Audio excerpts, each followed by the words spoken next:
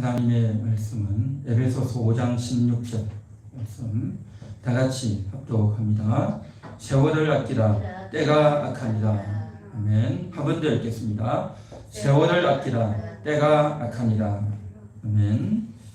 우리가 계속해서 수요일은 역사에 대해서 배우면서 나라가 어떻게 해서 망해가는지, 나라가 어떻게 해서 세워지는지, 또 하나님의 나라는 어떻게 이루어져 가는지 이러한 원리를 배우고, 또 우리가 하나님의 나라를 다스리는 자라고 하는 것을 인식하면서 나라가 뭔지, 나라의 개념과 또 나라가 어떻게 망하고 어떻게 흥하는지를 살펴보면서 천국을 준비하는 그런 우리가 되기를 바랍니다.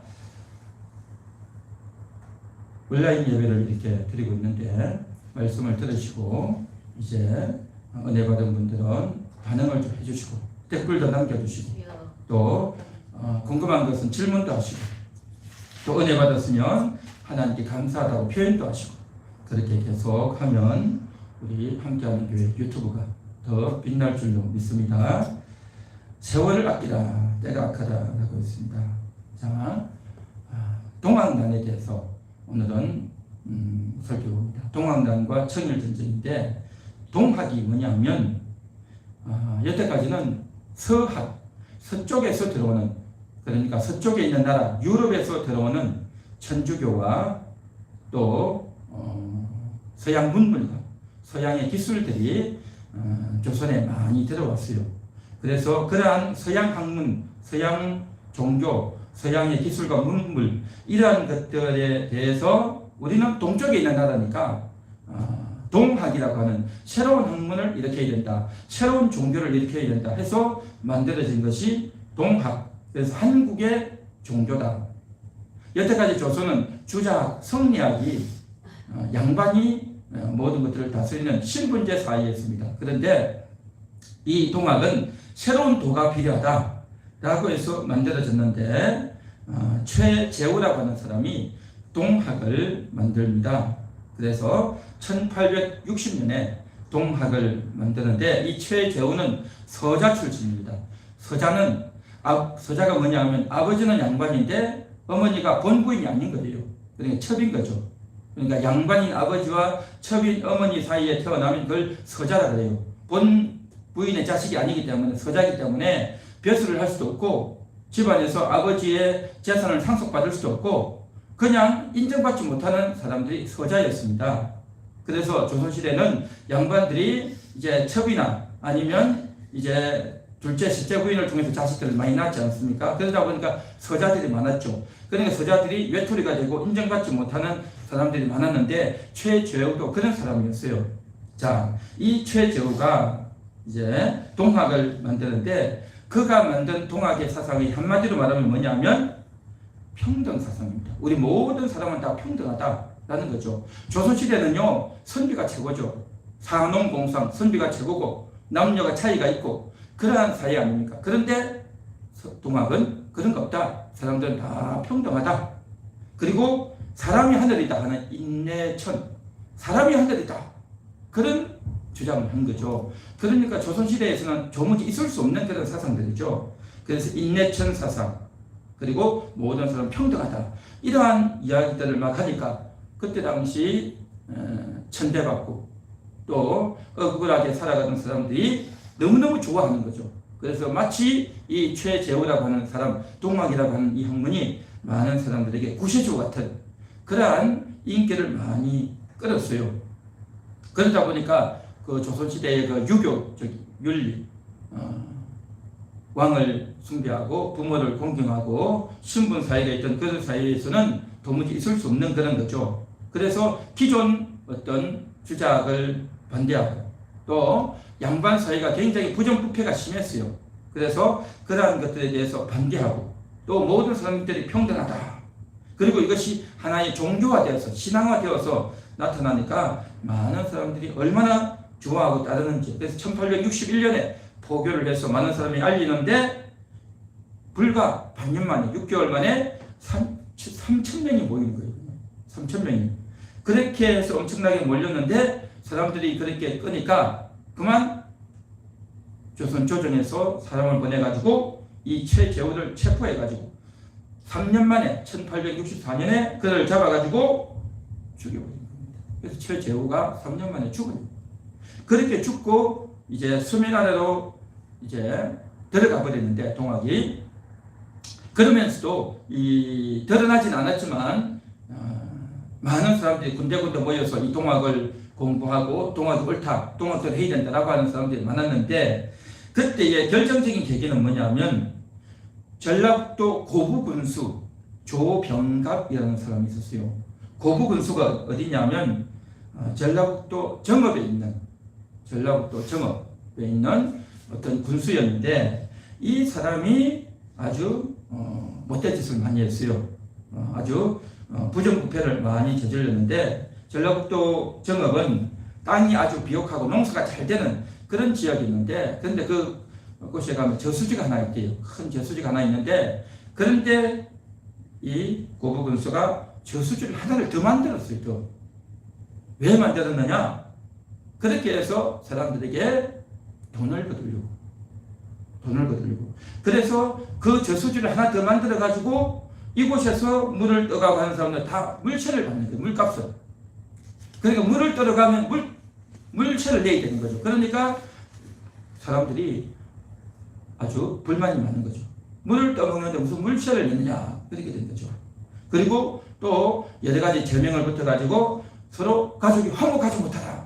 그래가지고 잡아가서 벌금을 거두고 또 뭐 음란하다 뭐 이렇게 해서 잡아가서 벌금을 거두고 그리고 자기 아버지 빚속을 채워야 되는데 돈이 없다 해가지고 또 돈을 거두고 그러니까 온갖 명목을 다 만들어가지고 사람들에게 돈을 막 거둔단 말이죠. 그러니까 이 도무지 살 수 없다.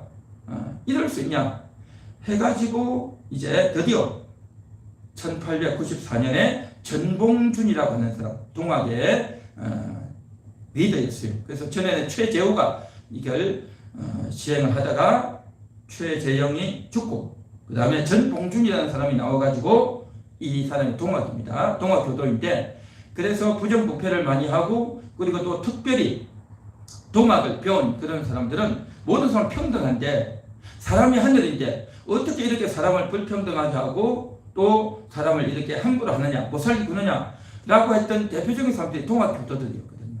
그러다 보니까 이 동학교도들을 또 억압을 하고 사람에게 못살게 구니까 이 동학교도들이 주동을 주도해가지고 난을 일으킨 겁니다. 그래가지고 이제 8,000명이 모여가지고 정읍에 가면 황토제라고 하는 고개가 있어요. 그 황토제라고 하는 고개가 있는데 그곳에서 이제 전쟁을 벌이는데 군대들이 군수의 그 군대들이 이제 싸우는데 거기에서 동학 군대들이 이겨버린 겁니다. 이겼어요. 그리고 또 이제 점점 세력을 확장해서 나오는데 또 이제는 정부에서 조선 조정에서 군대를 보냈어요. 800명을 보냈는데 그 사람들도 전라북도 장성에서 전투를 했는데 또 정부군이 또 진 거죠. 그러니까 동학군들이 이긴 거죠. 그리고 나서는 이제는 어디로 갔냐면 전라북도 정읍에서 전주까지 올라가는 거죠. 전주까지 들어갔는데 동학군대가 아주 두 번이나 이겼잖아요. 아주 싸움도 잘하고 수도 많고 하니까 전주에 가니까 그냥 관군들이 지키고 있던 관군들이 정부군대가 다 도망을 가버린 거죠. 그러니까 무혈 입성을 하는 거죠. 전쟁하면 안 하고 바로 그것을 점령을 해버리는 겁니다. 그래서 동학 농민군들이 이제 해가지고 그 지역에 있던 정읍과 전주와 있던 그러한 곳에 있던 탐관오리들을 다 쫓아내고 또 억울하게 뺏어갔던 세금들을 다 돌려주고 그리고 노비 문서 이런 것들을 다 가져가서 다 불태워버리고 그리고 고리대금 아주 높은 이자를 받아먹는 그 고리대금도 다 탕감해주고 그리고 양반들이 뺏어있던 그 재산들을 다 거두어가지고 가난한 자들이 다 나눠주고 그러니까 이 완전히 인기가 폭발하는 거죠. 인기가 폭발. 그래서 동학군에 대한 일반 민중의 인기가 너무너무 많고 잘한다. 정말 그동안 억울했는데 이렇게 원통했는데 이제 내 물건이 뺏기고 재산이 뺏겼는데 다시 찾게 되니까 얼마나 좋아하겠습니까? 그러니까 다 동학군에 사람들이 다 붙는 거죠. 그래서 수만 명이, 수십만 명이 이제 확산이 되어지는 겁니다. 그렇게 되다 보니까 이들을 진압을 할 수가 없는 거죠. 그래서 고종이 이제 더 이상 어떻게 할 수가 없어가지고 결국 어떻게 되어지느냐, 청나라에다가 도움을 요청하는 거죠. 도움을 요청하니까 청나라에서 즉각 군대를 보내는 거죠. 그러니까 육지로에서 걸어서 올라오면 시간이 많이 걸리니까 배를 타고 청나라에서 어디로 오냐면요, 아산만으로 바로 들어오는 거예요. 아산만. 지금 여기서 우리가 차를 타고 가면 바다에서 이제 평택을 통해서 안종을 통해서 아산에 들어가기 전에 아산만 해가지고 이 땅이 길이 열려져 있죠. 도로가 나눠져 있는데 옛날에는 그런 도로가 없었거든요. 그리고 그게 바다였어요. 그러니까 그쪽으로 배가 지나간단 말이죠. 그러니까 청나라 군대가 바로 이쪽으로 들어온 거죠. 왜냐하면 고종이 도와달라고 하니까. 그러니까 그 틈을 타서 일본이 또 군대를 보내는 거죠. 일본은 군대가 어디로 들어오냐면 인천으로 들어오는 거죠. 지난 시간에 이야기했죠. 1881년에 이모군란 군인들의 난을 일으켰고 1884년에 갑신정변이 일어났죠. 그때에 청나라 군대가 동원되고 일본 군대가 동원돼서 이제 저들이 청나라하고 일본이 서로 약조를 맺으면서 서로 군대를 빼자. 그런데 만일에 청나라나 일본이나 먼저 조선에 군대를 들어오면 상대방도 개입할 수 있다. 서로 약조를 맺어놓은 게 있었어요. 그랬는데 10년 전에 그 약속을 맺었는데 지금 1894년이 돼가지고 청나라가 군대가 들어오니까 일본도 이때다 싶어서 딱 군대를 들어오는 거죠. 그럼 청나라 군대는 아산으로 들어오고 일본 군대는 인천으로 들어오는 거죠. 그렇게 해서 이 나라에 청일 전쟁이 벌어지는 그런 일이 벌어져요. 그래서 일본 군대가 인천을 통해서 한양을 들어오죠. 한양이 들어와서 경복궁 하루 만에 반나절 만에 경복궁을 다 차지하거든요. 군대를 궁을 지키던 군졸들은요 순식간에 그냥 싹 쫓겨나가버리고 다 해체되고 일본이 다 차지하니까 꼼짝 못하고 조선 조정이 그냥 이제 약화되어 버렸죠. 그렇게 해서 이제 일본 군대가 한양을 해서 그 다음에 이제 내려오죠. 내려와가지고 이제 전투를 쭉 벌리고 있는데, 자, 그것이 바로 동학도 교도들이 이제 난을 일으켰고, 그 난이 너무 셌고, 조선 조정에서 해결을 못했고, 그러다 보니까 청나라에서 이제 군대를 보내고, 그 다음에 이제 어떻게 되어지냐면, 일본도 군대가 오고, 그러면서 이제 전라북도 정읍에서 시작되어졌고, 전주까지 들어갔고, 그 전주에서 이제는 어디로 갔냐면, 공주까지 올라가려고. 전주에서 공주까지 올라가려고. 그냥 한양까지 쳐들어가는 거죠.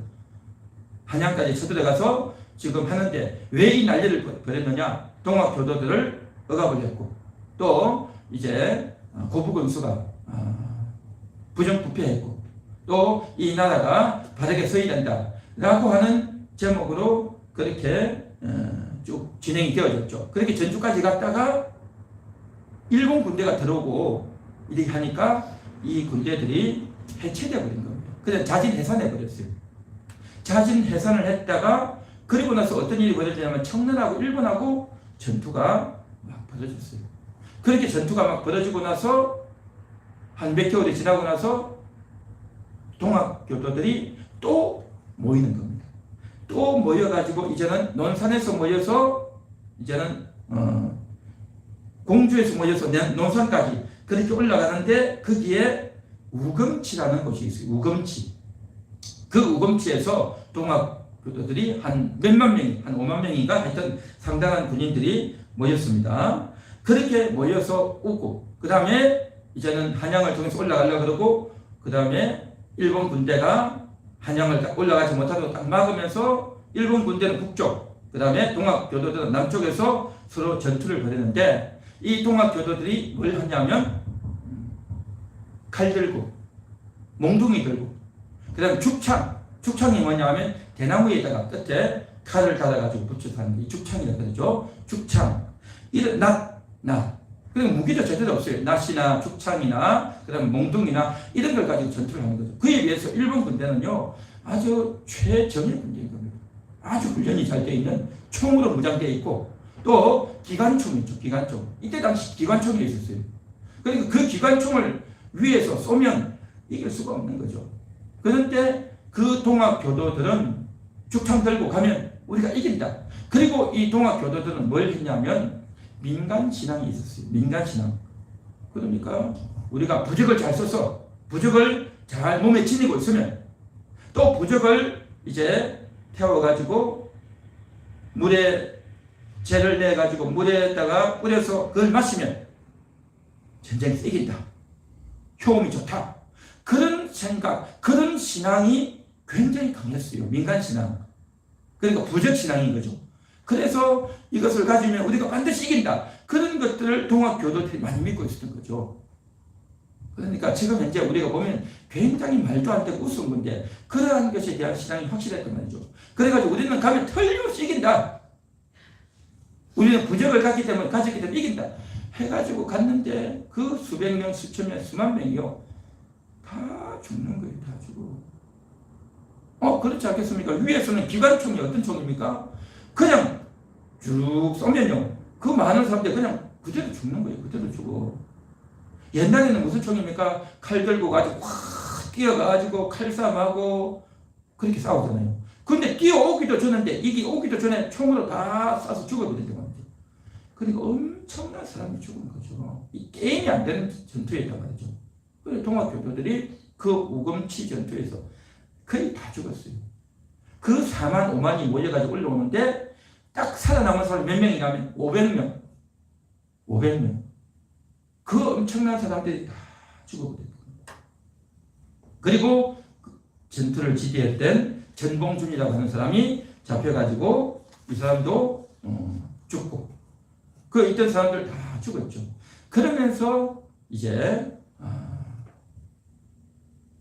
동학난이 정리가 되어지고 청일전쟁이 이제 계속 진행이 되어지는데 여기서 우리가 참 많은 생각들을 하게 됩니다. 오늘 우리가 읽었던 말씀이 뭡니까? 세월을 아끼라. 때가 악합니다. 그랬죠? 사도 바울이 에베소 교회 성도들에게 서신을 보내면서 했던 말씀이 이겁니다. 세월을 아끼라. 때가 악합니다. 하나님이 우리에게 복음을 주시고 예수를 믿고 그 영혼이 거듭나고 하나님 나라 백성이 되어졌고 이제 그 영혼이 살아나서 하나님과 동행하며 하나님 말씀을 들으며 이 땅에서 천국의 준비를 하며 그렇게 살아가는데 그래서 이제는 우리가 이전처럼 육신의 정력을 위해서 이 세상의 돈을 위해서 잘 먹고 잘 입고 잘 살고 돈이나 벌고 이 세상에서 그냥 살아가는 것이 아니라 천국을 준비해야 된다는 거죠. 영혼이 날마다 깨어나서 영혼 중심으로 그렇게 살아가야 된단 말이죠. 이게 바로 의미 있는 뜻깊은 하나님의 뜻대로 사는 삶이다라는 거죠. 그런데 그렇게 살지 않고 여전히 돈만 벌고 또 자신의 고집대로 또 세상의 좋은 것을 따라서 향락과 문화와 물질과 지위와 이런 것들을 매여서 세상에 매여서 세상 중심으로 그렇게 살아가게 되면 이게 바로 뭐냐? 허송세월이라는 거죠. 허송세월. 그렇게 허송세월을 하게 되면 어떻게 됩니까? 솔로몬이 고백했듯이 헛되고 헛되니 다 헛되다 했잖아요. 헛된 인생이 되는 겁니다. 뭐가 헛되냐? 영적으로 헛되다. 영적으로 헛되다. 다시 말해서 하나님이 우리에게 하나님의 나라를 주시는데 그 나라를 다스릴 수 있도록 그렇게 하나님이 우리에게 언약하셨고 그리고 나라를 다스리기 위해서 우리가 잘 준비해야 되는데 그래서 그것을 잘 준비한 만큼 우리가 하나님 나라에서 엄청난 상급을 하나님이 우리에게 주시는 그 보상을 받게 되는데 그런데 그 상급을 전혀 받을 수가 없단 말이죠. 그래서 허송세월이 된다는 거죠. 하나님이 우리에게 주신 이 기회 그것은 내 영혼이 거듭난 이후에 이 세상에서 살아가는 동안 10년이 됐든 30년이 됐든 50년, 70년, 80년이 됐든 간에 그 기회 동안 우리는 천국을 준비해야 될 줄 믿습니다. 할렐루야. 할렐루야. 같이 한번 따라하겠습니다. 세월을 아끼겠습니다. 천국을 준비하겠습니다. 그렇습니다. 세월을 아끼고 천국을 준비해야 됩니다. 내가 해야 될 일이 뭔가 말이죠. 내가 세월을 아껴서 해야 될 일이 뭔가 말이죠. 반드시 알아야 되는 거예요. 내 영혼을 위해서 해야 된단 말이죠. 일반 사람들도 내 할 일이 있단 말이죠. 일반 사람들은 뭡니까? 돈을 벌고 내가 건강하고 운동하고 자식들을 어떻게 도와주고 또 아들, 딸들을 위해서 손자, 손녀들을 위해서 내가 뭘 해줄까? 그런 걸 하잖아요. 그런데 우리 하나님 믿는 사람들은요, 그게 아니에요. 내가 해야 될 일이 있다는 겁니다. 그게 바로 사명이고 그게 바로 내 영혼을 위해서 해야 될 일이다 말이죠. 그것을 놓쳐버리면 헛된 거예요. 헛된. 내가 왜 사냐? 내가 왜 사냐 말이죠. 그러한 이유를 모르면, 내가 살아야 될 이유를 모르면 어떻게 됩니까? 아이고 아프네, 재미도 없네, 내가 살면 뭐하냐, 내가 이 숙모를 당하고 살면 뭐하냐, 그렇게 되는 거죠. 살아야 될 이유를 몰라요. 우리가 하나님을 제대로 만나야 내가 살아야 될 이유를 아는 겁니다. 살아야 될 이유, 그 이유를 알아야 내가 인생이 가고 나이를 먹고 병이 들어도 살아야 될 이유가 있어야 내가 끝까지 견디며 기도하며 전도하며 그렇게 된단 말이죠. 그래서 기회를 우리가 놓치지 말아야 되는 겁니다. 그래서 기회를 잘 준비해야 될 줄로 믿습니다. 자, 이때 당시 조선이라고 하는 이 나라에 대해서 우리가 많이 살펴보고 있는데, 우리나라에도 보면 요즘 신문에 보면 그렇지 않습니까? 나라에서 일어나는 일들, 정치인들, 또 국가에서 일어나는 일들에 대해서 사람들이 만화를 그리잖아요. 그렇죠? 만평이라고 그러죠. 만화를 그려가지고 이것은 어떻게 되어 있다 해서 비유로 해가지고 만화를 많이 그리죠. 그런데 이것이 요즘만이 아니라 100년 전, 150년 전에도 그랬어요. 그러니까 이 조선에서 일어난 일들을 가지고 프랑스나 영국이나 이런 데서는요, 신문에다가 언론에다가 만화를 그렸어요. 그 만화를 그렸는데 많은 만화들을 그렸어요. 그런데 이 조선은 뭐라고 만화를 그렸느냐 하면, 조선은 바로 농락당하는 장난감 공가 같다, 그렇게 그렸어요. 여러 강대국 사이에 장난감 공가 같다는 거죠. 무슨 말이냐면 탁구를 치자는 거죠. 탁구 한 사람이 탁구 치면 이쪽에서 치면 저쪽에서 받고, 또 이쪽에서 치면 이쪽에서 때리고, 공을 때리면 저쪽에서 받아서 또 공을 때리고, 또 이쪽에서 공을 때리고 저쪽에서 꼭 공을 받고 또 때리고 치고 하자는 거죠. 그런데 공은 어떻게 됩니까? 공은 여기 가서 한 방 맞고 저기 가서 한 방 맞고, 때리는 사람에게 이쪽에서 맞고 저쪽에서 맞고 맞아서 왔다 갔다 하는 거죠. 조선이라는 나라가 그랬다는 거죠. 그러니까 청나라가 때리면 청나라에게 맞고, 일본이 때리면 일본에 맞고, 러시아가 때리면 러시아에 맞고, 독일이 때리면 독일에 맞고, 그러니까 공의 신체가 되어서 여기서도 맞고 저기서도 맞고, 그렇게 때리는 대로 얻어맞을 수밖에 없는 그 공과 같은 신세다 하고 조선을 그렇게 만화로 그리는 일이 있었어요. 그러니까 조선이라고 하는 나라는 뭡니까? 자기가 주도적인 역할을 해가지고 힘을 가지고 또 세상이 어떻게 돌아가는지 알고 정체를 딱 차려가지고 이제 해야 되는데, 그런 정신이 없었단 말이죠. 그러니까 얻어맞는 공과 같은, 탁구공 이야기를 들었지만 축구공일 수도 있죠. 축구하면 어떻게 됩니까? 공은 얻어맞는 거죠. 이 사람 발에 때리고 저 사람 발에 차고, 그렇죠? 발끝을 때리고 발 뒤꿈치를 때리고 머리를 때리고, 그렇죠? 그러니까 여기저기 맞아서 쫓겨다니는 게 공 아닙니까? 그러니까 조선이라는 나라가 그러한 나라다라고 만평을 그렸다는 것입니다. 그러니까 나라에 힘이 없으면, 눈치를 채지 못하면 이렇게 끌려간다. 이게 조선이라고 하는 나라의 참 처참한 상황이었다라는 거죠. 그에 비해서 우리가 지난주에도 이야기했지만, 이모군란, 갑신정변 해가지고 일본이 쳐들어오고 청나라가 개입되고, 그리고 나서 이제 10년 동안 청나라도 일본도 군대를 뺐어요. 그때에 아주 중요한 시기였는데 잘 준비했어야 되는데 허송세월이 했다고 했죠. 그에 비해서 일본은 어떻게 했느냐, 그 10년 동안 정말 준비를 하고, 어떻게 지금 조선을 통해서 청나라를, 러시아를 이길까, 그 고민을 하고 준비를 하고 엄청나게 했어요. 근데 조선은 전혀 그런 게 없었다는 거죠. 그러니까 일본은 굉장히 유럽에 있는 사람들에게서 배우고 또 준비도 하고 많이 했단 말이죠. 그리고 있다 보니까 안에서 공부도 많이 하고 새로운 학문을 배우고 이런 것들을 많이 해가지고 이제 자기들이 얻을 자리가 없단 말이죠. 그러니까 그 사람들이 이제 어떻게 되어야 되냐, 조선이라는 나라가 있다. 그 조선에 가서 너의 실력을 한번 발휘해봐라. 이렇게 되어지는 거죠. 그러면서 이제 일본은 이런 일을 막 펼쳐나갔죠. 그에 비해서 조선은 어떤 나라였습니까? 단파 싸움이 나는 선비들이 서로 우리가 옳다, 넌 잘못됐다, 서로 단파 싸움만 하는 그런 나라. 그리고 이제 나중에는 단파 싸움을 워낙 하다 보니까 어떻게 됩니까? 왕을 세울 때 왕도 똑똑하지 않는 어린 그런 사람을 왕을 세운다고 하죠. 그런 일이 생겨요. 그 왜 그랬습니까? 그것은 그렇게 해야 그 어린 사람을 왕으로 세워야 마음대로 조종하기가 쉽거든요. 어린아이를 왕을 세워놔야 이제 자기 딸을 통해서 그 나라를 통치할 수 있으니까.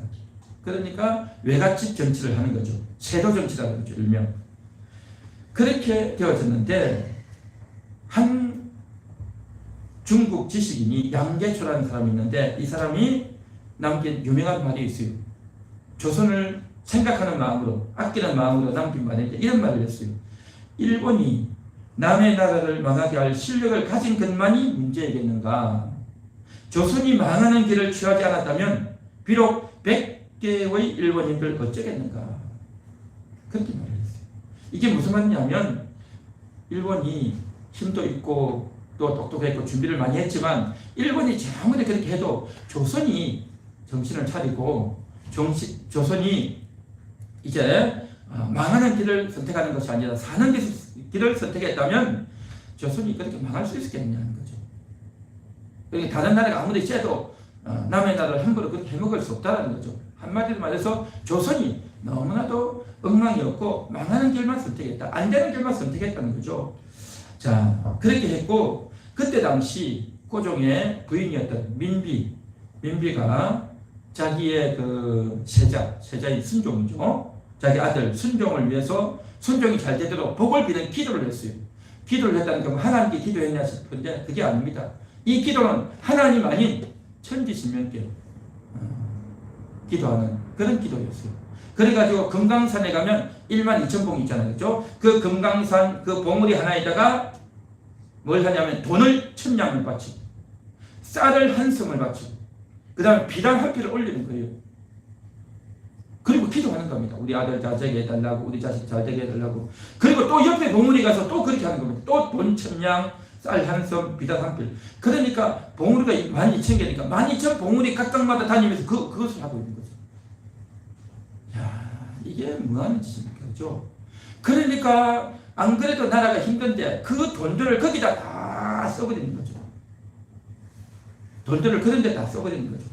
그리고 해마다 한강에서 뭘 하냐면 수신제를 지내는 겁니다. 수신제. 한강에서 배를 떼어가지고 거기서 제사를 지내고 쌀 500숙을 가지고 밥을 지어가지고 그 밥을 딱 밑에 한강에다 다 던지는 거예요. 그럼 그건 누가 먹겠어요? 물고기들이 먹겠죠. 그렇게 해서 수신제를 지낸다고. 이런 참 말도 안 되는 그런 일들을 민비가 하고 다닌다. 그러니까 어딘지 모르게 의지할 때는 없고 또 자기를 도와줄 사람이 없으니까 그러한 민간신앙에 그런 헛된 것에 빠진단 말이죠. 그런데 민비가요 고종보다 훨씬 똑똑해요. 여자가 남자보다 똑똑하잖아요. 그 똑똑하다는 여자가 이런 일을 했던 거죠. 그러면서 나라의 국고를 다 탕진하고 정말 이러한 영적으로 말도 안 되는 이런 일을 했단 말이죠. 이게 다 기록이 남아있어요. 황현이라는 사람이 쓴 매천야록이라고 하는 책에 보면요. 그 기록이 다 남겨있어요. 그래서 이 조선이 이렇게 망할 일만 골라서 했다. 그 기간 동안 그 돈을 가지고 뭘 해야 됩니까? 군인들을 양성하고 똑똑한 사람들 공부시키고 그렇게 해서 이제 나라가 발전되기 위해서 일본 봐라. 일본도 저렇게 하는데 지금 세상이 어떻게 돌아가느냐 하고 준비하고 해야 되는데 전혀 거기에 대해서 깜깜하고 하지도 않았고 그렇다는 거죠. 엉망이 됐던 겁니다. 어쨌든 이제 동학 교도들이 난을 일으켜가지고 이제 일으켜서 전라북도 정읍에서 고창에서 그렇게 올라오고 그 다음에 전주를 함락하고 또 공주를 통해서 농산까지 올라오려고 했는데 하니까 정부 군대가 진압을 못하니까 고종이 겁이 나가지고 안절부절하면서 당장 우리의 청나라에다가 도움을 요청하자 그렇게 된 거죠. 그때에 조선의 조정의 신하들이 뭐라고 말했냐면 전하 절대 그걸 하면 안 됩니다 하고 말렸어요. 신하들이 말렸단 말이죠. 왜 말렸습니까? 10년 전에 청나라 군대가 들어오니까 일본 군대가 들어오고 지금 10년 후니까 더 큰 군대들이 들어오면 이 나라가 어떻게 되겠습니까? 더 어려운 일이 생길 겁니다. 절대 청나라 군대가 부대면 안 됩니다. 라고 신하들이 말렸어요. 그런데 고종은 말려도 한사코 그래도 청나라가 도와줘야 된다. 라는 인식이 강했던 거죠. 그러니까 청나라에 대한 의지하는 마음이 너무 강했던 거죠. 그러니까 참 이 고종이 왕으로 있긴 해도 상황이 어려워지면 안절부절 못하는 그런 사람이었어요. 그 조선 후기 역사를 보면 어떤 일이 있냐면 고종이 아관파천이라는 걸 해요. 아관파천. 아관파천이 뭐냐면 러시아 공간에 도망을 간 거죠. 러시아 공간. 그런데 러시아 공간에 도망을 간 이유가 뭐냐면 폭도들이 와서 왕을 이제 해칠 것 같고 또 왕 주변에 있는 군사들을 해봤자 뭐 몇십 명 되지 않으니까 또 그들이 또 어떻게 배신해서 나를 어떻게 죽일지 모른다. 그런 두려움에 늘 쌓였던 것 같아요.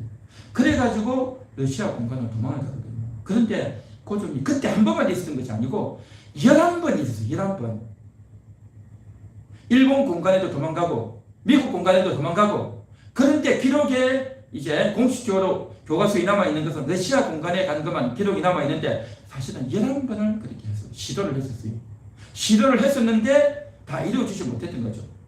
그런데 미국 공사에도 도망을 오려고 그렇게 했었어요. 그래서 그것을 미국 공사가 보고를 해서 기록에 남긴 것이 오늘날도 기록이 남겨 있는데 거기에 보면 이 고종이 일방적으로 들어오려고 한다는 거죠. 내가 그리 귀신할 거니까 나를 받아달라고 했다는 거죠. 절대 안 된다고 정중하게 말려서 했는데 그럼에도 불구하고 고종이 담이라도 넘어서 들어올 지경입니다. 어떻게 하면 좋습니까?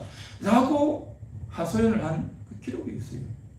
그러니까 이 뭡니까? 고종이 안절부절 못했고 겁이 나니까 내 한 몸 살아야 되겠다는 거죠.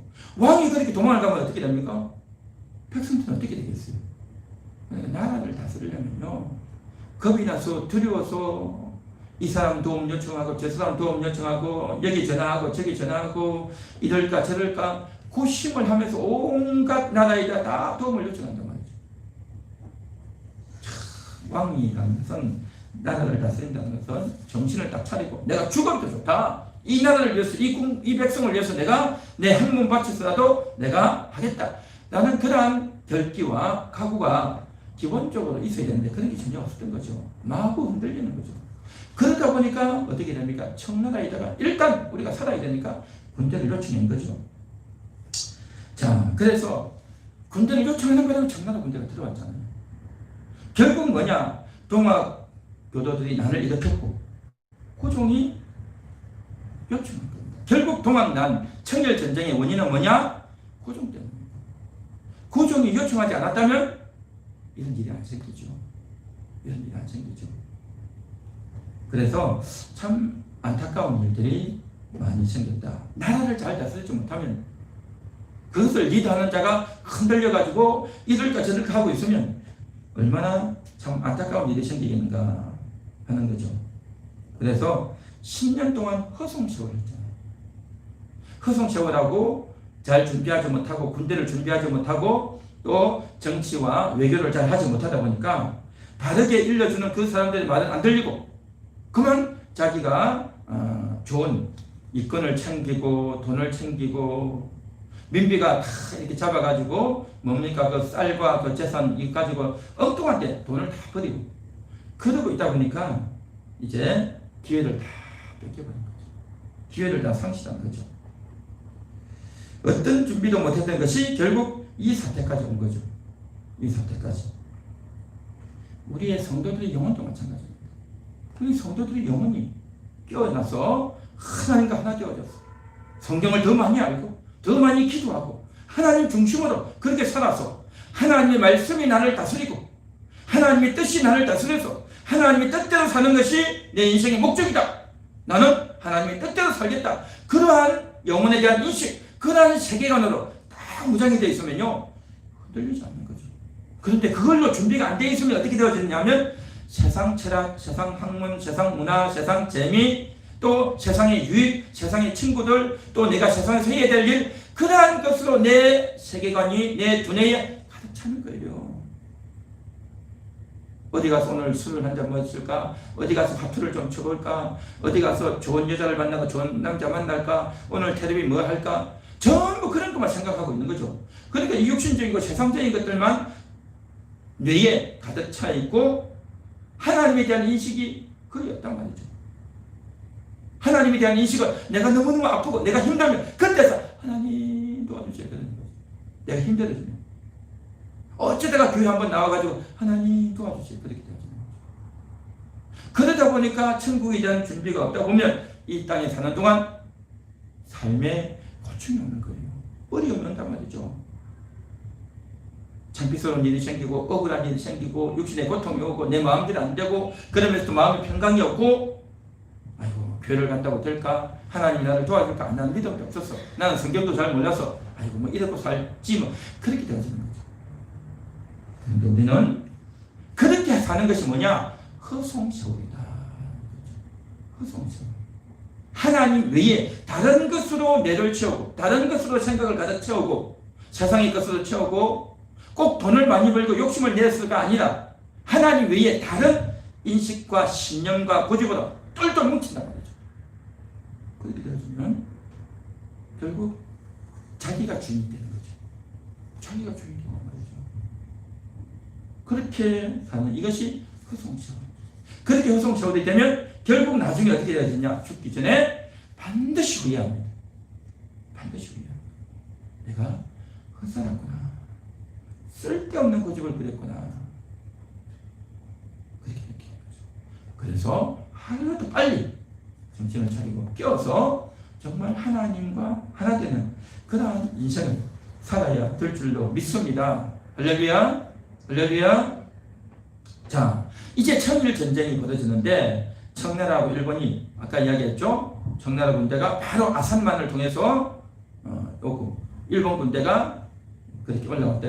인천을 통해서 올라왔다고 했죠. 자, 그런데 그렇게 올라온 것뿐만 아니라 청나라하고 일본이 서로 격돌을 합니다. 전쟁을 해요. 제일 첫 번째 전쟁이 어디냐면 풍도 해전입니다. 풍도가 어디냐면 지금 여기 가면 제부도 있죠. 제부도 밑에 당진 밑에 그쪽 섬이에요. 그쪽에 있는 풍도라고 하는 섬이 있는데 그곳에서 전투가 벌어집니다. 그래서 일본과 청나라 군대가 바다에서 싸웁니다. 풍도 해전. 그 다음에 두 번째가 이제 아산만을 통해서 쭉 들어가서 평택 성환이라는 데 있어요. 성환 배 유명하죠. 배가 많이 나는 성환인데 그 성환 앞바다에서 또 두 번째 전투를 벌입니다. 이거는 해전입니다. 해군끼리 배로 싸우는 거고. 그 다음에 세 번째는 평양에서 싸웁니다. 평양 싸우고. 그 다음에 네 번째는 평양 옆에 있는 황해 그 바다에서 또 싸우고. 그 다음에 다섯 번째는 중국으로 올라가서 중국 요순반도가 있습니다. 요순반도에서 전투를 벌이고. 그 다음에 여섯 번째는 중국 위해라고 하는 곳이 있는데 그 위해에서 또 전투를 벌입니다. 여섯 번 전투를 해요. 해상전도 있고 그 다음 육지전도 있는데 그 여섯 번 전투를 했는데 누가 이겼을까요? 일본이 이겼을까요? 청나라가 이겼을까요?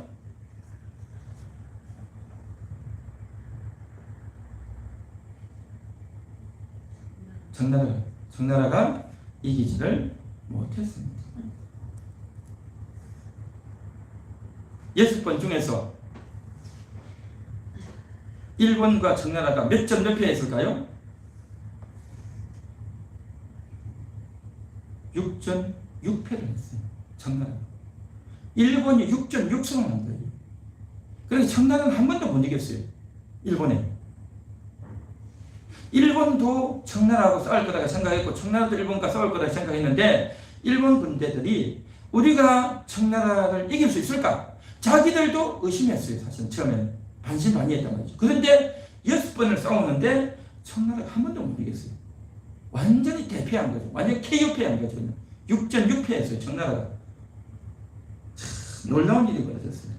그때 당시 청나라에는 북양함대라고 하는 아주 요즘으로 말하면 항공모함 같은 어마어마한 큰 배가 있어요. 철로 만든 철갑선이고 또 큰 대포도 있고, 그 배에 보면요 얼마나 대포가 큰지 사람의 키보다도 한 50배, 30배, 50배 큰 그런 대포예요. 대포 크기가, 길이가.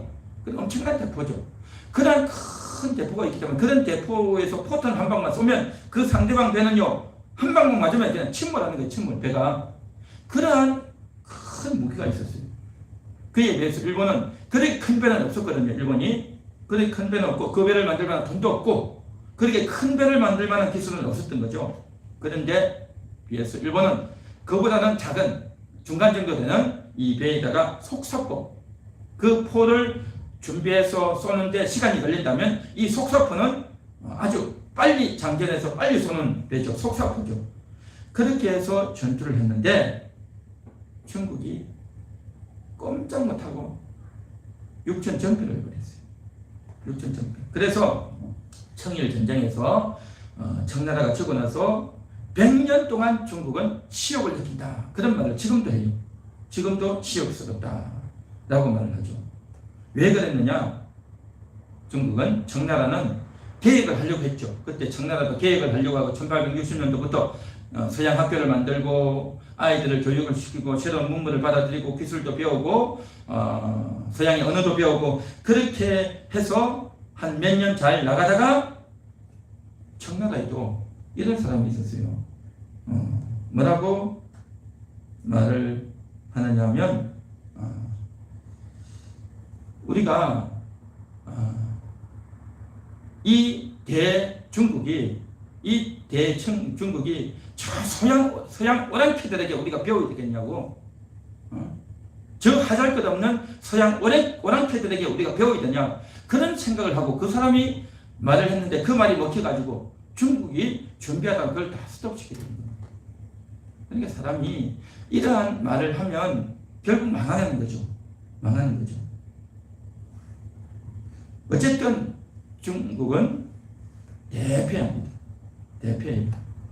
그러니까 계획을 하다가도 계획이 스톱되어지고 정치도 잘못되었고 군대도 허실하고 이렇게 된 거죠. 그러니까 사실은 그 포탄이 있었는데 그 포탄을 만들려면요 돈이 많이 들어가거든요. 그런데 그 포에 포탄이 없었다는 거예요. 포탄이. 일본이 들어와서 포를 쏘면 청나라도 포를 쏘고 맞붙어 싸워야 되잖아요. 그죠? 근데 포탄이 없었다는 거죠. 이게 말이 됩니까? 말이 안 되죠. 그러니까 중국 그 배에 배는 크게 만들어 놓고 포를 안 준 거죠. 포를. 이 청나라가 이게 엉망인 거죠. 겉으로는 아주 대단해 보이는데 실속이 하나도 없는 거죠. 실속이 하나도 없어. 그러니까 전쟁이 안 되죠. 그리고 육군도 역시 마찬가지로 이제 전쟁을 하는데 싸움을 하려면 병사들을 이제 먹을 것도 사주고 또 여러 가지 무기도 사야 되니까 지휘관들에게 돈을 준단 말이죠. 그러니까 이거 사가지고 해라라고 했는데 그 지휘관들은 전쟁을 해서 내가 이겨야 되겠다 그런 생각보다도 국가에서 돈을 주면 그걸 가지고 뭘 하냐. 고리 대금 하는 거. 고리 대금 아시죠? 돈을 빌려주고 이자 받아 먹는 거. 그러니까 돈을 받아가지고 고리 대금하고 있는 거예요. 그걸 가지고 자기 신하들 음식도 사주고 옷도 사주고 무기를 준비해야 되는데 그러고 있는 거죠. 그러니까 고리 대금이 주업이고 군대 지휘관이 되는 건 부업인 거죠. 군인이 이렇게 되면 이게 군인이 안 되는 거죠. 그러니까 청나라 군대는 망할 수밖에 없었다는 거죠. 그에 비해서 일본은 아주 훈련이 잘 돼 있고 무장이 돼 있고 또 조직적으로 아주 잘 돼 있단 말이죠. 어쨌든 그렇게 해가지고 청나라하고 일본이 싸우는데 그 광경을 다른 나라들 다 봤잖아요. 영국도 보고 러시아도 보고 프랑스도 보고 독일도 보고 조선도 보고 다 봤단 말이죠. 그런데 모든 나라들이 다 깜짝 놀란 거예요. 그때 당시만 해도 청나라가 아주 땅도 크고 또 군인도 많고 인구도 많고 큰 소리도 치고 우리는 정말 천자의 군대다 해가지고 아주 고함을 치고 고집도 셌는데 자존심이 셌는데 일본에 게임도 안 되게 6.6패를 해버린 거죠. 그러니까 영국도 깜짝 놀라고, 러시아도 깜짝 놀라고, 프랑스도 놀라고, 독일도 놀라고, 일본도 놀라고, 일본도 자기들이 이렇게 잘 싸울 줄 몰랐던 거죠. 청나라도 깜짝 놀란 거죠. 자기들이 이렇게 부실한가 하는 것에 대해서 깜짝 놀라고, 조선도 깜짝 놀란 거죠. 그러면서 조선에서 깜짝 놀라면서 청나라에 대한 인식이 바뀐 겁니다. 옛날에는 중국 하면, 청나라 하면 대국이고 우리나라를 도와줘야 되고 우리가 청나라에 의지해야 되고 청나라가 대단하다, 청나라가 이 세계에서 제일 강한 나라고 우리가 의지해야 될 나라다라고 했는데, 그런 인식이 싹 바뀌고 가는 거예요. 그런 인식이 바뀌었어요. 이 청일 전쟁으로 인해서 청나라가 지면서 온 세상 사람들이 청나라에 대한 인식이 바뀌고 또 일본에 대한 인식이 바뀌고 조선에 두고 됐단 말이죠. 그리고 청나라하고 일본이 평양에서 전투를 하잖아요. 그게 육지전입니다.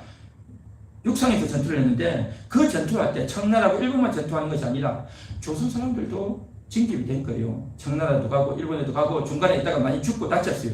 그때에 투입된 사람이 있습니다. 그 사람들이 누구냐? 조선에 들어와서 선교를 하던 선교사들인 거예요. 1882년에 조선에 들어왔던 그 선교사들이 한양에서 이제 병원을 세우고 학교를 세우고 교회를 세워서 선교했잖아요. 그 사람들이 청일 전쟁에 있을 때 평양에 가서 그때 피 흘린 사람들 밤새도록 간호해주고 피를 닦아주고, 정말 그 사람들을 위해서 밤에 잠도 못 자고 그렇게 간호를 다 했단 말이죠. 그렇게 했는데도 죽어가면 그렇게 서럽게 울었다는 거죠. 그 간호사들이, 그 선교사들이 남편도 그렇게 하고 아내도 그렇게 하고 그렇게 하니까 그 평양에 있던 조선 사람들이요, 아니 저 서양 사람들이 와가지고 전쟁에서 피를 흘리고 죽어가는 저 사람들과 무슨 관계인데, 아는 사이도 아닐 텐데 왜 저 사람들을 위해서 저렇게 고생하면서 피를 닦아주고 그리고 죽고 나니까 저렇게 서럽게 우냐. 아니 도대체 저 사람들이 뭔데 저렇게 하냐. 그걸 보면서 사람들이 감동을 받는 거죠. 그러면서 복음이 전해지는 거예요. 복음이 증거되어지면서, 야, 예수님이 사랑이 이런 사랑이구나, 하나님이 우리를 이렇게 사랑했구나, 저들이 전하는 이 복음을 그 사람들이 다 듣는 겁니다. 그 전에는 복음이 그렇게 많이 확산이 안 됐어요. 그런데 이 청일 전쟁으로 인해 가지고 이제 그렇게 헌신적으로 죽어가는 사람, 다친 사람 병 고쳐주고 밤새도 잠도 못 자고 그렇게 하는 것을 보고, 그리고 또 실제적으로 그 일을 하다가 전염병에 감염이 되어서 선교사들 중에서 죽는 사람들도 나온 거죠. 죽기도 했어요. 그러한 광경들을 보면서 사람들이 깜짝 놀라면서, 저 사람들이 왜 저렇게 하나? 도대체 왜 하나? 그래서 저들이 전하는 예수의 복음을 듣고 믿게 되는 역사가 이 청일 전쟁을 계기로 해서 확 굳어나는 겁니다. 부흥의 역사가 있는 거죠. 그래서 참 하나님의 일은 놀랍습니다.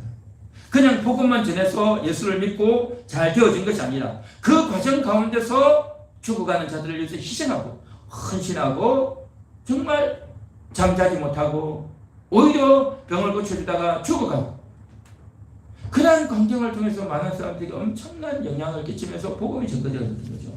그래서 우리가 전도를 하는 것이 참 귀하다. 이것을 위해서 우리가 많이 기도해야 되겠지만 이러한 희생과 헌신을 통해서 참 복음이 증거되어지는구나 하는 것들을 또 많이 느끼게 됩니다. 어쨌든 그렇게 해서 청일 전쟁이 쭉 진행이 되어지면서 청나라가 졌죠. 대패했습니다. 그리고 일본이 대성을 거뒀죠. 그러면서 이제 원래 전쟁에서 지면 진 것으로만 끝나는 것이 아니라 어떤 일이 벌어졌냐면요, 전쟁 배상금을 물립니다. 우리가 여태까지 전투한다고 돈이 많이 들었다, 돈 내놔라, 그렇게 되는 거죠. 그래서 일본이 청나라에게 은화 200만 냥을 요구합니다. 200만 냥. 엄청난 돈이죠. 돈 안 내놓으면 계속 공격하겠다는 거죠. 그러면 나라가 더 망하는 거죠. 나라가 망하기 전에 이 정도 가서 휴전합시다 하고 이제 손을 드는 거죠. 항복한 거죠. 항복했다는 것은 항복한 것으로 끝나는 것이 아니라 이제 돈을 벌려야 됩니다. 은화 200만 년을 물린 겁니다. 엄청난 돈이었어요. 그것이 바로 일본의 그때 당시 1년 예산의 4배에 해당하는 엄청난 돈이었어요.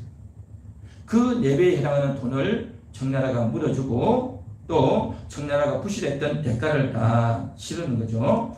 그러면서 이제 그것을 요구하고, 그리고 중국에 있던 요동반도라고 있습니다. 그 요동반도 내놔라 한 거죠. 그리고 은하 200만 년하고 요동반도 내놔라 한 거죠. 자, 그렇게 되어지다 보니까 어떤 일이 벌어졌냐면, 일본이 청나라 이긴 것만 해도 깜짝 놀랐는데 요동반도까지 차지한다고? 그러면 일본이 이제 조선과 청나라를 다 먹으려고 하는 거 아니냐 해가지고, 이건 너무 심하다 해가지고 러시아가, 그리고 독일이, 프랑스가 합작으로 일본을 압박을 하는 겁니다. 일본은 압박을 해요. 그러니까 일본이 더 세게 나가다가는 러시아가 쳐들어오고, 외국 군대가 쳐들어오면 일본이 청나라에게는 이겼지만 그 나라들에게 이길 수 있을 것이다. 그건 자신이 없었던 거죠. 그래서 일본이 요동반도를 얻었다가 떼갱하고 또 다시 내놔요. 다시 내놓는 겁니다. 그렇게 일본이 떼갱하고 내놨는데 그 사건으로 인해서 일본에서는 큰 난리가 난 겁니다. 왜 우리가 전쟁에서 이겼는데 오히려 저 러시아나 독일이나 프랑스에 우리가 떼갱해 이겼느냐 해가지고 일본의 민중들이 대모를 하고 난리가 났어요. 이런 억울한 일이 있냐 해가지고, 어쨌든 일본은 그런 나라였어요. 아주 대단했죠. 그만큼 온 국민이 열정을 모아서 그렇게 했는데 나라가 엉망이 되어버렸던 거죠. 나라가 엉망이 되었다 해가지고 전쟁에서는 이기고 외교에서는 졌다 라고 해가지고 일본이 또 준비를 하는 겁니다. 외교 준비를 엄청나게 하는 거죠.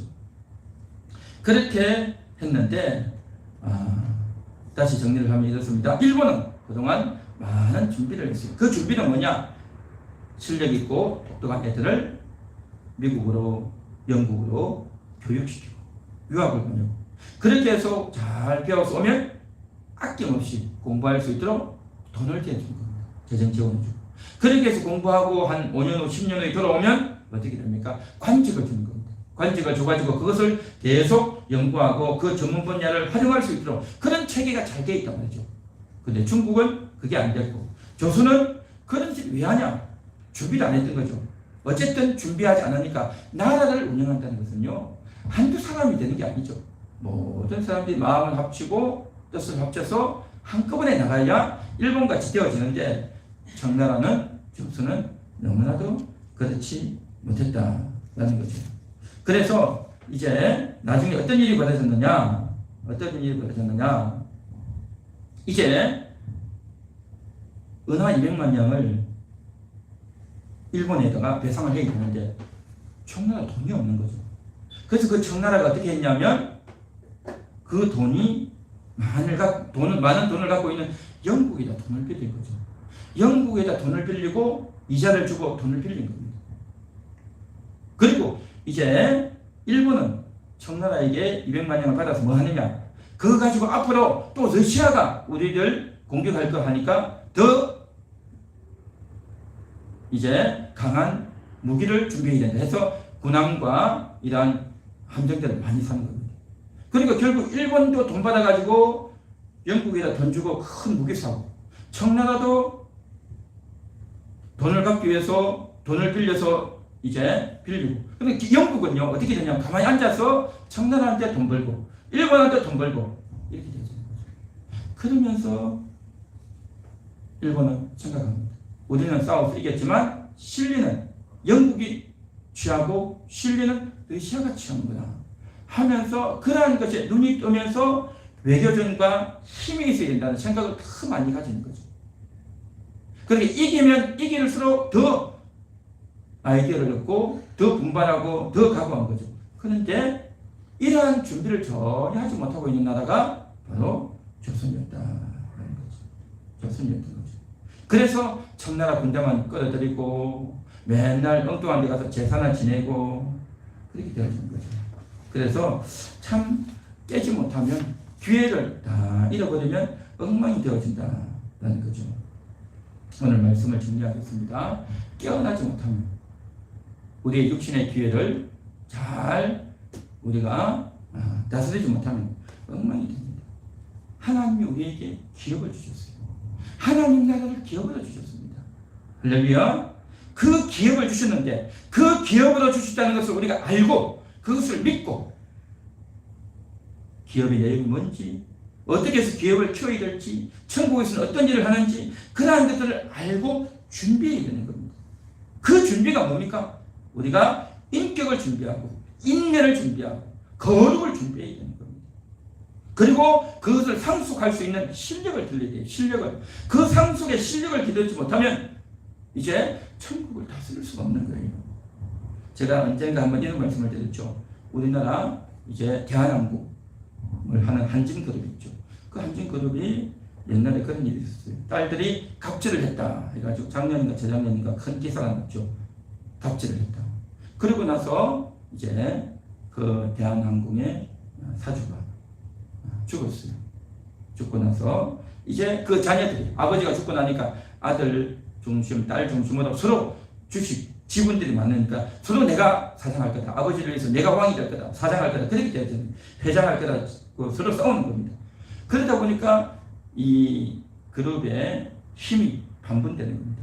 그런 사이에 국가가 나서서 그 기업을 빼앗아 먹으려고 하는 그런 지경이 있어요. 그러니까 이 기업은 도덕성을 상실했죠. 서로 자녀 간에 분쟁하고 있죠. 또 이제 그룹을 이끌어야 될 명분도 없죠. 그러면서 기업을 뺏길 수밖에 없는 그런 지금 지경에 놓여 있어요. 대한민국은. 하나님 우리에게 기업을 주셨어요. 천국이 기업을 주셨단 말이죠. 그래서 이 언약을 믿지 못하면 그 언약을 믿고 내가 정말 아름다운 인격을 준비하고 거룩의 삶을 우리가 이루어내고 그 상속을 할 수 있는 상속자로서 이 기업을 다스릴 수 있는 그러한 능력을 키우고 믿음을 더 키우고 거룩을 키우고 소망을 키우고 할렐루야 그걸 키워나가야 되는 겁니다. 그래서 이 땅에서 그걸 훈련해야 되는 겁니다. 그래서 예수 믿고 거듭나고 난 이후에 믿음을 키우고 거룩을 키우고 영혼들을 사랑하고 품는 실력을 키우고 다 키워나가야 됩니다. 이게 바로 자질이다. 자질. 근데 이것을 키우지 못하면 어떻게 됩니까? 그 아버지의 그 큰 기업을 내가 차지할 자질이 안 되는 거예요. 이 세상의 기업도 그런데 하물며 하나님 나라의 기업이 정말 얼마나 대단하겠습니까? 이 세상의 기업보다도 훨씬 더 거룩하고 대단하고 영원한 기업인데 우리가 정말 잘 준비해야 된다. 이 땅에서의 삶이 장난이 아니다. 장난이 아니다. 우리가 신앙으로 깨고 영적으로 깨워서 잘 준비할 수 있는. 그래서 오늘 이 설교를 듣는 분이 불가소수지만 정말 저는 이것이 너무나도 소중하다. 이것이 너무나도 중요하다. 이 귀한 것을 우리가 오늘도 인식하며 정말 목숨 바쳐 우리가 기도하고 헌신하는 그러한 저와 여러분 될 수 있기를 간절히 소망합니다. 오늘 말씀을 생각하면서 우리 한번 같이 기도하겠습니다.